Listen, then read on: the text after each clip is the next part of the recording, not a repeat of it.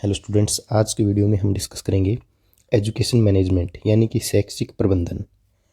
और इसके अंदर हम शैक्षिक प्रबंधन की अवधारणा, कार्य और सिद्धांतों के बारे में डिस्कस करेंगे।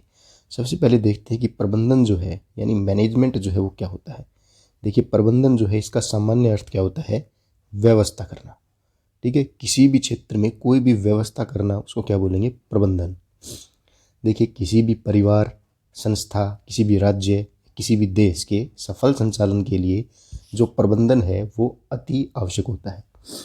ठीक है, परिवार को अगर सफलता से चलाना है तो प्रबंधन की आवश्यकता है। कोई भी संस्था है, कोई भी स्कूल है, उसको अच्छे से चलाना है तो भी प्रबंधन की आवश्यकता है।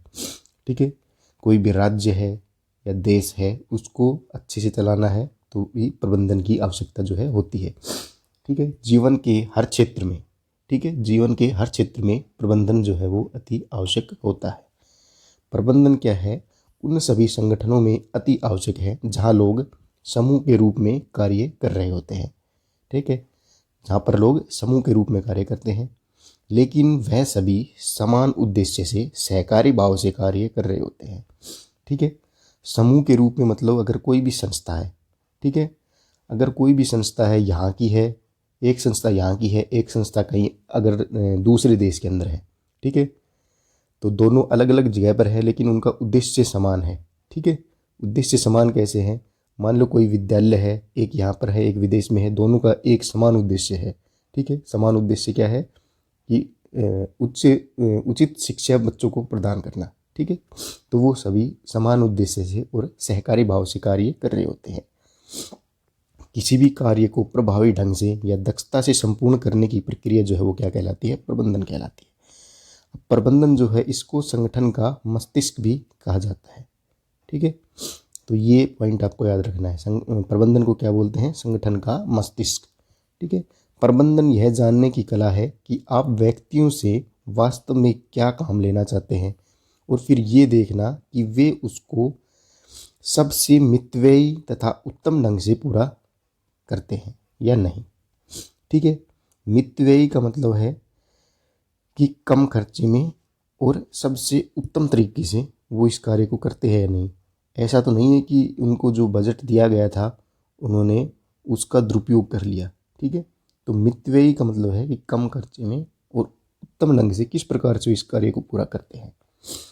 प्रबंधन जो है वह विशिष्ट प्रक्रिया है जिसके अंतर्गत सामूहिक प्रयासों की सहायता से मानवीय और भौतिक संसाधनों का उपयोग करके, ठीक है, मानवीय और भौतिक संसाधन, ठीक है, इन दोनों के बारे में भी हम पढ़ेंगे। मानवीय संसाधन क्या क्या है, भौतिक संसाधन क्या क्या है, इनका उपयोग करके संगठनात्मक उद्देश्यों की प्राप्ति जो है वो की जाती है। ठीक है, यानी कि संगठन के उद्देश्यों की प्राप्ति की जाती है। इसका क्षेत्र काफ़ी व्यापक होता है और इसमें नियोजन, निर्देशन, अभिप्रेरणा, समन्वय तथा नियंत्रण आदि कार्य जो है शामिल होते हैं। ठीक है, अब देखिए, ऊपर जो हमने पढ़ा ये तो थी प्रबंधन की सामान्य विशेषताएं। अब अलग अलग विद्वान हुए, उन विद्वानों के अनुसार जो प्रबंधन की परिभाषाएं हैं वो क्या है। प्रबंधन को विभिन्न विद्वानों द्वारा इस प्रकार परिभाषित जो है किया गया है। सबसे पहले जॉर्ज आर टेरी के अनुसार इन्होंने क्या कहा? प्रबंधन एक विशिष्ट प्रक्रिया है जिसके अंदर योजना बनाना, संगठित करना, क्रियान्वित करना और नियंत्रित करना शामिल है, जो मानव और अन्य संसाधनों के उपयोग द्वारा निर्धारित उद्देश्यों को निर्धारित करने और पूरा करने के लिए किया जाता है। देखिए, कोई भी कार्य करना है, सबसे पहले क्या करेंगे? योजना बनाई जाएगी, उसके बाद संगठन बनाया जाएगा, उसके बाद क्रियान्वित किया जाएगा और उस संगठन पर नियंत्रण रखा जाएगा।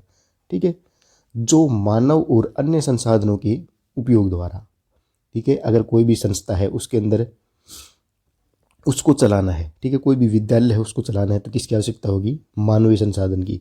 ठीक है भाई, मानव ही तो पढ़ाएंगे, ठीक है, और मानव ही तो पढ़ेंगे। ठीक है, अन्य संसाधन जैसे कि भौतिक संसाधन हम देखें, ब्लैक बोर्ड हुआ, अन्य सामग्री हुई, ठीक है, अन्य पाठ्य सामग्री, उसके उपयोग के द्वारा निर्धारित उद्देश्य क्या है?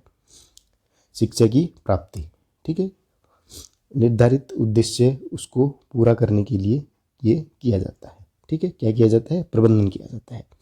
नेक्स्ट है हेनरी फ्योल ने क्या कहा, प्रबंधन का अर्थ क्या है, पूर्व अनुमान लगाना। ठीक है, हेनरी फ्योल ने कहा प्रबंधन का अर्थ है पूर्व अनुमान लगाना और योजना बनाना। ठीक है, व्यवस्थित करना, आदेश देना, समन्वय करना और नियंत्रण करना, ये सभी। ठीक है, तो ये हेनरी फ्योल ने बताया।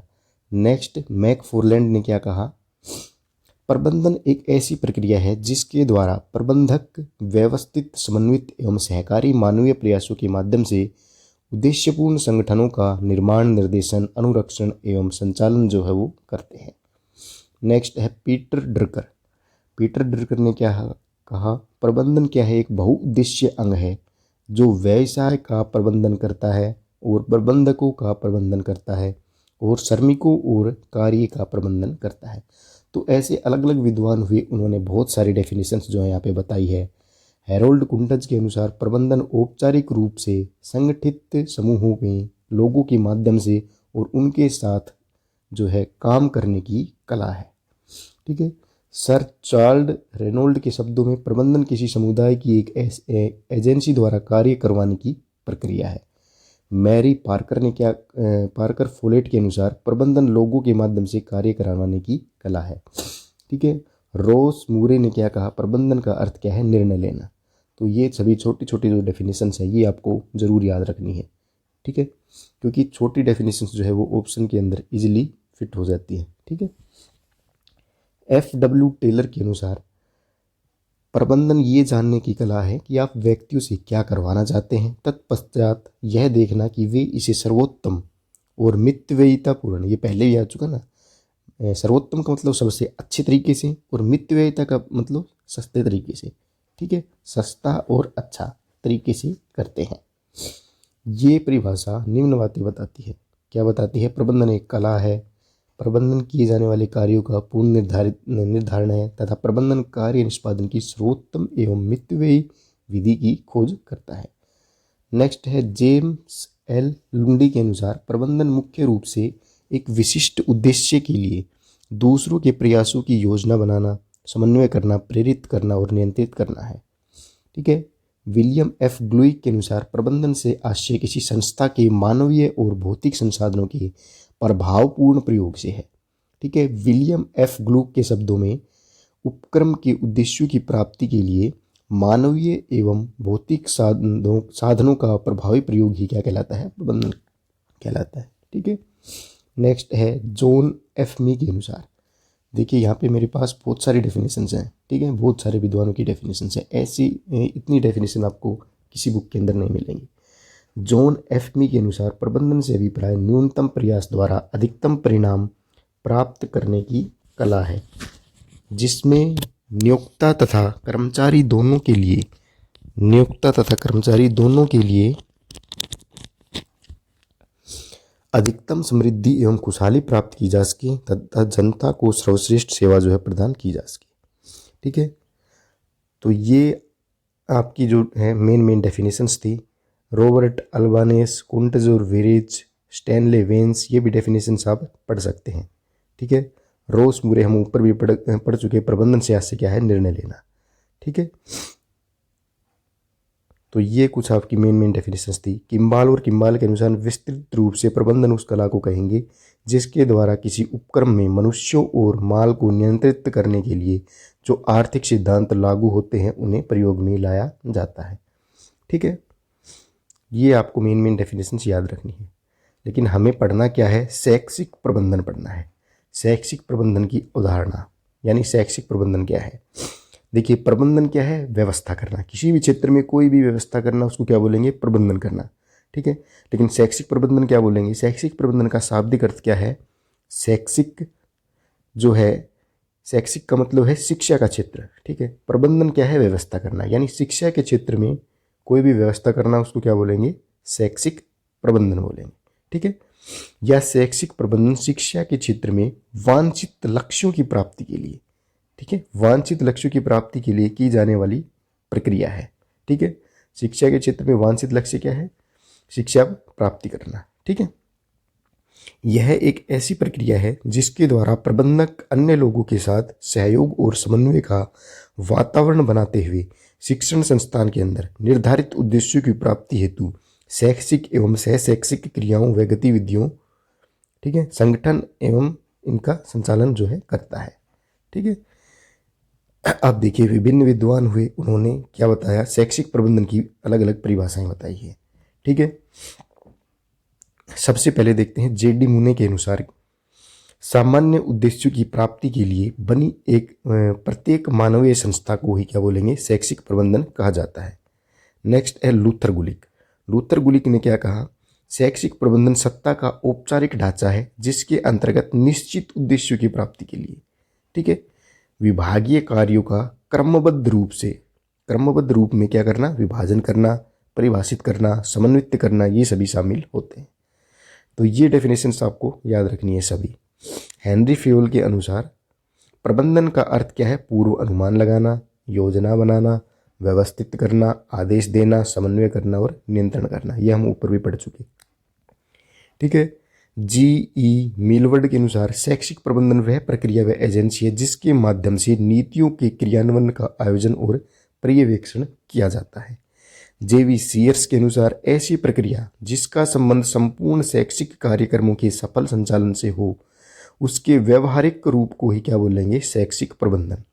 फिफ्नर में ने क्या कहा, शैक्षिक प्रबंधन का तात्पर्य व्यक्तियों का व्यक्तियों के बीच, वर्गों का वर्गों के बीच उन संबंध को आयोजित करना है जिससे श्रम का क्रमबद्ध विभाजन जो है किया जाता है। ऐसे ही डिमोक ने क्या कहा, शैक्षिक प्रबंधन का तात्पर्य आवश्यक मानव संसाधनों, सामग्री तथा साज सज्जा की अनेक वस्तुओं को इस प्रकार क्रमबद्ध तथा प्रभावशाली ढंग से जुटाना है जिससे वांछित उद्देश्यों की अधिकतम प्राप्ति जो है हो सके। एलन ने क्या कहा, शैक्षिक प्रबंधन वह कार्य है जो किसी प्रबंधक को करना पड़ता है। ठीक है, सही बात है, शैक्षिक प्रबंधन जो है कौन करेगा, प्रबंधन जो है कोई भी संस्था का जो प्रबंधक है, मुख्य है, वही तो करेगा। ठीक है, अब देखिए शैक्षिक प्रबंधन के तत्वों की बात कर लेते हैं। प्रत्येक शिक्षण संस्थान क्या है, एक संगठन के रूप में कार्य करता है जिसका उद्देश्य क्या है, छात्रों के व्यक्तित्व का चहुमुखी विकास करना। और ये संगठन जिन तत्वों से मिलकर बनता है वे तत्व कितने प्रकार के होते हैं, 4 प्रकार के होते हैं। ठीक है, पहला है भौतिक तत्व। भौतिक तत्वों के अंदर क्या क्या आ गए, ठीक है, विद्यालय आ गया, विद्यालय भवन आ गया, ठीक है, फर्नीचर आ गए, पुस्तकालय आ गए, प्रयोगशाला आ गई, वर्कशॉप, खेल का मैदान, छात्रावास, श्रव्य दृश्य सामग्री, ये सभी इसके अंतर्गत आते हैं। ठीक है, भौतिक तत्व के अंतर्गत। मानवीय तत्वों की बात करें तो इसके अंदर सभी छात्र, शिक्षक, प्रधानाचार्य, ठीक है, प्रबंधन कमेटी के सदस्य, शिक्षा विभाग के अधिकारी, प्रसिद्ध शिक्षाविद, ठीक है, विद्यालय पर्यवेक्षक, ये सभी इसके अंदर शामिल होते हैं। वित्तीय तत्वों की बात करें तो ये किसी शैक्षिक संस्था के वित्तीय मुद्दों जैसे विद्यालय कॉलेज की फीस, अनुदान तथा कोष से संबंधित होता है। सैद्धांतिक तत्वों की बात करें तो शैक्षणिक संस्था को चलाने हेतु अन्य तत्व जैसे समय सारणी हुई, अनुशासन, पाठ्य से आगामी क्रियाएं, नियम, सिद्धांत आदि जो है इसके अंतर्गत आते हैं। तो ये 4 तत्व हो गए आपके।